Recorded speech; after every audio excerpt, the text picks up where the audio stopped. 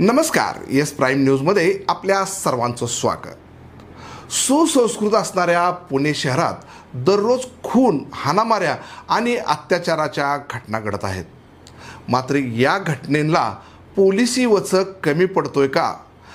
का लोकांच्या वैचारिकतेमध्येच गुन्हेगारी वाढली हे मात्र समजत नाही। कारण देहू रोडच्या भर रस्त्यात एका तरुणाची धारदार चाकूने निर्घृण हत्या केल्याची समजते। तर ही घटना प्रेम प्रकरणातून झाल्याचं समजतंय। प्रेमाचा हा त्रिकोण झाला आणि एका प्रियकराने दुसऱ्या प्रियकराला देहू रोडवर असणाऱ्या प्रमुख रस्त्यावर गाठलं आणि कोणताही विचार न करता पहिल्या प्रियकराने दुसऱ्या प्रियकराच्या पोटात चाकूचे सपासप वार करत त्याला जागीच रक्ताच्या थारोळ्यात पाडले। त्याचा भाऊ मध्ये आले असता त्याच्या पोटावर देखील चाकूने वार केले। त्यामध्ये तो गंभीर जखमी झाला आहे। दिलीप मौर्या, वय 17, राहणार Thomas colony, Dehu road, Pune असे मृत तरुणाचे नाव आहे। तर आरोपी सनी सिंग, राहणार देहू रोड, मूळ राहणार गोपालगंज, बिहार। सनीचे एका मुलीसोबत प्रेम प्रकरण सुरू होतं।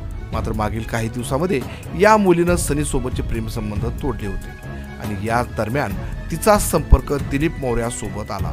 त्यामुळे या दोघात प्रेम प्रकरण सुरू झाल्याचं समजतंय। ही खबर सनीला मिळाली तेव्हा सनीनं त्याचा तपास करत दिलीप मौर्याची माहिती घेतली आणि बुधवारी रात्री 10-10:30 वाजण्याच्या सुमारास सनीनं दिलीपला देहू रोडवर बोलावून घेतलं। त्यावेळी दिलीप आणि त्याचा चुलत भाऊ अरुण मौर्या सनीकडे आले।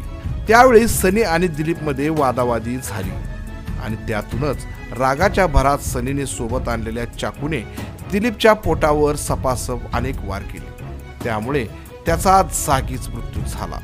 तर त्याचा भाऊ अरुण मौर्या मध्ये पडला असता त्याच्यावर देखील सनीने प्राणघातक हल्ला केला असून यामध्ये अरुण मौर्या हा गंभीर जखमी झाला आहे। या घटनेनंतर सनी हा गुजरातला पळून गेला असता पोलिसांनी त्याचं मोबाईल लोकेशनवरून त्याला गुजरातमधून पकडून आणलंय।